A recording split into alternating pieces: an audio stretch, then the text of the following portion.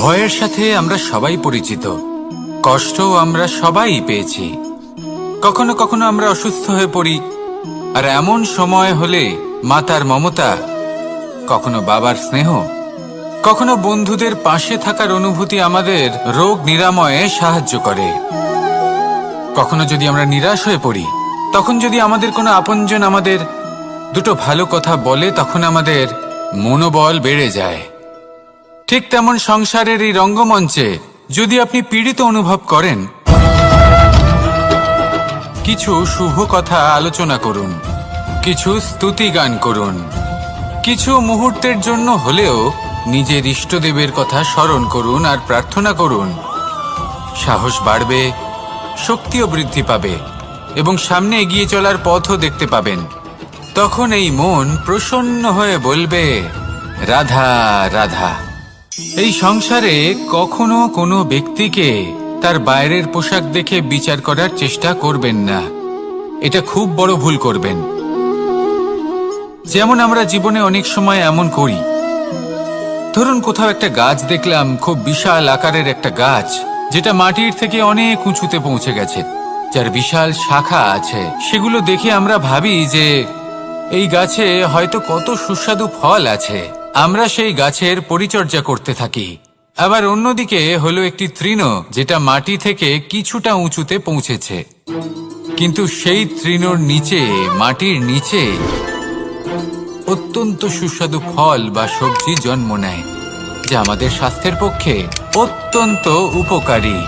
সেই জন্য কখনো আবরণ দেখে কাউকে বিচার করতে চেষ্টা করবেন না। তার বদলে এটা বোঝার চেষ্টা করুন যে আপনার সামনে যে ব্যক্তি আছে বা বস্তু আছে, তার বিশেষত্ব কি। যদি এই বিশেষত্ব বোঝার ক্ষমতা আপনি অর্জন করেন, যদি এই শিল্প আপনি নিজের ভেতরে জাগ্রত করেন, তাহলে এই সংসারে বিশেষত্ব কি সেটা আপনি জানতে পারবেন। আর এই সমস্ত খেলা দৃষ্টি থেকে নয়, দৃষ্টিভঙ্গি থেকে জন্ম নেয়। দৃষ্টিভঙ্গি সবসময় শুভ রাখুন, আর আমার সাথে ভালোবেসে বলুন, রাধা রাধা। যখন আমরা কোনো বনে প্রবেশ করি, তখন এই সবুজ ঘাস দেখে, এই কোমল ঘাস দেখে আমাদের মন প্রফুল্ল হয়ে ওঠে। ভিন্ন ভিন্ন প্রজাতির ফুল, ভিন্ন ভিন্ন রঙের ফুল দেখে এই মন আনন্দে ভরে ওঠে। এখানে শিশুরা আনন্দ লাভ করে, বড়রা ভোজন গ্রহণ করেন, কথাবার্তা বলেন, হাঁটাহাঁটি করে বেড়ান। এবার ভেবে দেখুন, যখন এই উপবনের নির্মাণ হয়েছিল, সেই সময় যদি এই মাটিকে সঠিকভাবে খনন না করা হতো, যদি তাতে সঠিকভাবে বীজ রোপণ না করা হতো, যদি কোনো সংঘর্ষ না হতো, পরিশ্রম না করা হতো, যদি চলতে চলতে পায়ে কাঁটা না বিঁধে যেত, তাহলে এই সুন্দর বন দেখে আমরা কি এই আনন্দ লাভ করতে পারতাম? কখনোই নয়। ধরুন কোনো নদীর তটে সুন্দর একটি বন আছে, সেই বনের আনন্দ লাভ করতে গেলে আপনাকে সেই নদী পার করতেই হবে। যদি সুখের নদীর কাছে পৌঁছতে চান, তাহলে তটে যে কাঁটা রয়েছে সেগুলোর সাথে সংঘর্ষ করতেই হবে। এই সংসারে যদি আপনি সুখ লাভ করতে চান, তাহলে সুখ লাভের এই যাত্রা শুরু করতে হবে সংঘর্ষ দ্বারা। তাহলে সংঘর্ষকে স্বাগত জানান, এর পেছনেই সুখ রয়েছে যা আপনার জন্য অপেক্ষা করছে। এবার হাসুন আর আমার সাথে ভালোবেসে বলুন, রাধা রাধা। সংসারে আমাদের জীবনের সবথেকে বড় দোষ কি আপনি জানেন?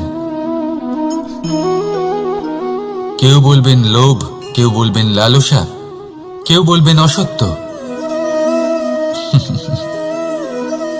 দেখুন, দুঃখের মূল কারণ হলো পরিশ্রম না করা। কিছু মানুষ ভাবেন যে আমি জীবনে কোনো পরিশ্রম করব না, অথচ আমি সবকিছু প্রাপ্ত করতে চাই। আর এমন এক কারণের জন্যই দূতের মতো খেলা আমাদের জীবনে প্রবেশ করার সুযোগ পায়। দূত। এই দূত আসলে কি? দূত অর্থাৎ কোনো পরিশ্রম ছাড়াই অন্য কেউ পরিশ্রম করে যা অর্জন করেছেন, যে সুখ সুবিধা অর্জন করেছেন, তা নিজের জন্য শুধুমাত্র একটা খেলার মাধ্যমে নিজের করে নেবার ইচ্ছে। আর এই ইচ্ছে অত্যন্ত বিনাশকারী হতে পারে। এই ইচ্ছে যদি আপনার বিবেক, আপনার মন, আপনার চেতনা, আপনার ভাবনা প্রবাহিত করে ফেলে, তারপরে আপনি চেষ্টা করতে শুরু করে দেবেন, আর সেইখান থেকেই আপনার পতন শুরু হবে। এই চেষ্টা করবেন যে অন্য কারোর জীবনের সমস্ত ধন, তার সমস্ত জীবন সম্পূর্ণভাবে নিজের করে নেওয়ার। কারণ প্রথমে আশা জাগ্রত হয়, আর এই আশা হতাশায় পরিণত হতে সময় লাগে না। এই হতাশা কুণ্ঠায় পরিণত হতে সময় লাগে না, কুণ্ঠা লোভে পরিণত হতে সময় লাগে না, আর এই লোভ প্রতিশোধ স্পৃহাতে পরিণত হতে সময় লাগে না। আর যখন এই সব কিছু হয়, আপনি দুষ্ট হয়ে যান। আর সবাই জানেন যে প্রত্যেক দুষ্ট ব্যক্তির পতন হলো অবশ্যম্ভাবী। তাই নিজেকে দূতের থেকে দূরে রাখুন আর পরিশ্রমকে নিজের কাছে টেনে নিন। জীবনে আপনার যা যা স্বপ্ন রয়েছে, যা আপনি করতে চান, শুধুই পরিশ্রম দ্বারা অর্জন করুন। তাহলে তাই করুন, আর আমার সাথে ভালোবেসে বলুন, রাধা রাধা। জীবনে কিছু শেখা অত্যন্ত গুরুত্বপূর্ণ। এবার কি কি শিখতে হবে, সেই সব শেখানোর জন্য অনেক শিক্ষক রয়েছেন, কিন্তু কি শিখবেন না আর কি করবেন না, এটা আমাদের নিজের অভিজ্ঞতা দিয়েই শিখতে হয়। কিন্তু তার মানে এটা নয় যে যদি আপনাকে শিখতে হয় যে আগুনের তাপ কতটা, আপনাকে আগুনের মধ্যে হাত দিতে হবে। না, অন্য কারোর অভিজ্ঞতা দ্বারাও শিখতে পারেন। প্রশ্ন শুধুমাত্র একটাই যে আপনি কি শিখতে চান নাকি চান না। যদি আপনি এটাই ভাবেন যে আমি শুধুই নিজের অভিজ্ঞতা দ্বারাই শিখতে চাই, তাহলে জীবনকাল ছোট মনে হবে, অনেক কিছুই শিখতে পারবেন না। তাই নিজের সাথে সাথে বড়দের অভিজ্ঞতা দ্বারাও শেখা শুরু করে দিন। এই সংসারের অভিজ্ঞতা দ্বারা শিখতে শুরু করে দিন। আর এটা নিশ্চিত রূপে শেখা আবশ্যক যে কখন কি করবেন না, কোথায় থামতে হবে আর কোথায় থামবেন না। তাহলে আসুন আর আমার সাথে ভালোবেসে বলুন, রাধা রাধা। ভোজন। এবার ভোজন সংগ্রহ করার জন্য মানুষ কি না করেন, সব সময় চেষ্টা করতে থাকেন। ফসল উৎপাদনের জন্য অনেক পরিশ্রম করতে থাকেন, কিন্তু অনেক সময় অনেক পরিশ্রম করার পরেও ফসল ভালো উৎপাদন হয় না। এর কারণ কি? কারণ হলো এটাই যে আপনি পরিশ্রম হয়তো অনেক করেছেন, কিন্তু আপনার নজর তো সেই বীজের দিকে ছিলই না যা আপনি রোপণ করেছেন।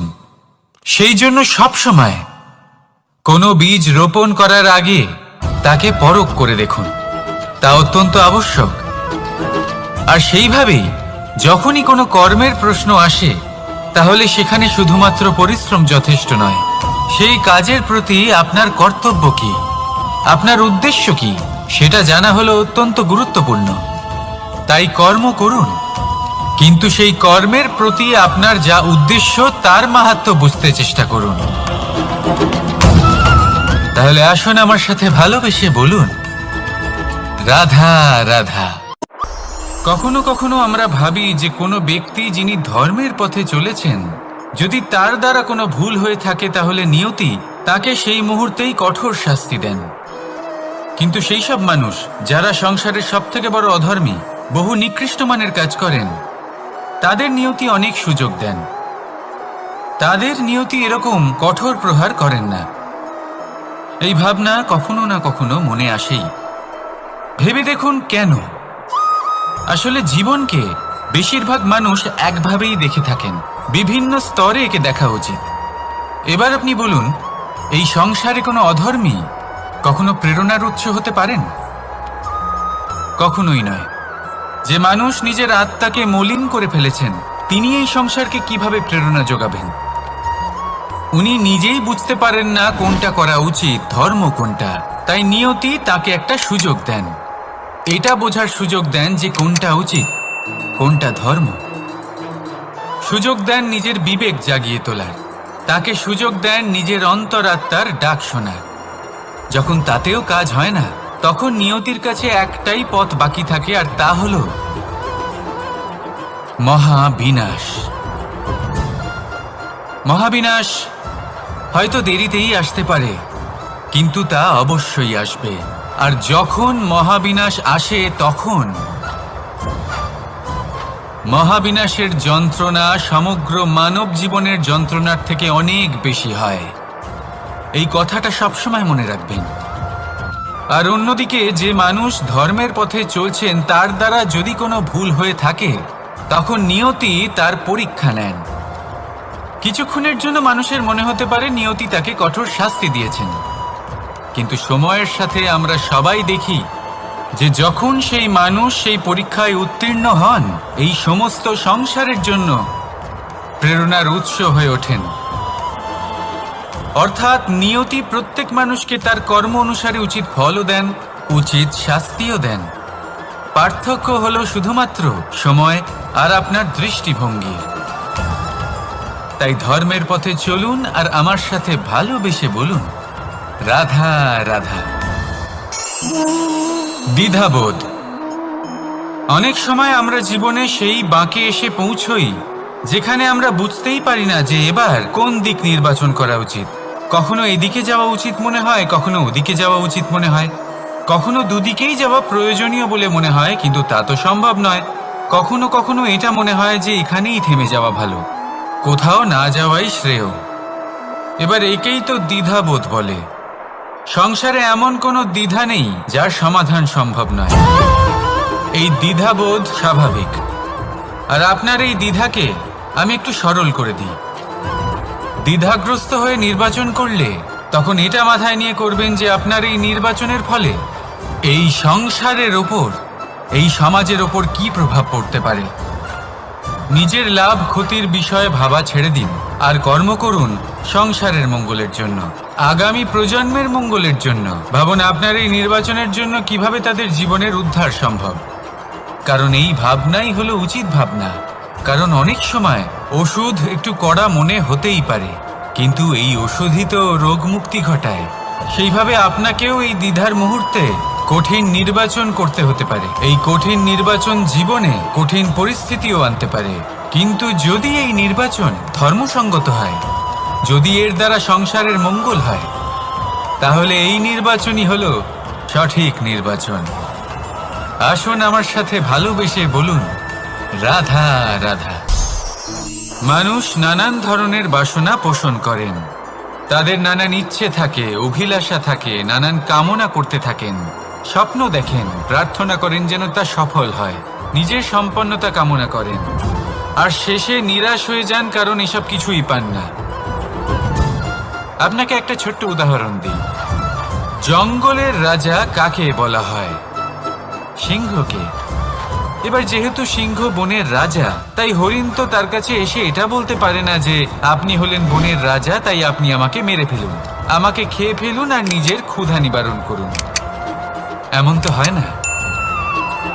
সিংহ যতই বনের রাজা হোক, তাকেও পরিশ্রম অবশ্যই করতে হয়, তবেই তার ক্ষুধা নিবারণ হয়। সেইভাবেই আপনার সমস্ত স্বপ্ন, আপনার সমস্ত ইচ্ছে, আপনার সমস্ত অভিলাষা, সমস্ত আকাঙ্ক্ষা পূরণ হবেই, অবশ্যই হবে, পরিশ্রমের দ্বারা। শুধু ভাবলেই হবে না। তাহলে আপনিও জীবনে পরিশ্রম করুন, নিজের সমস্ত স্বপ্ন পূরণ করুন, আর আমার সাথে ভালোবেসে বলুন, রাধা রাধা।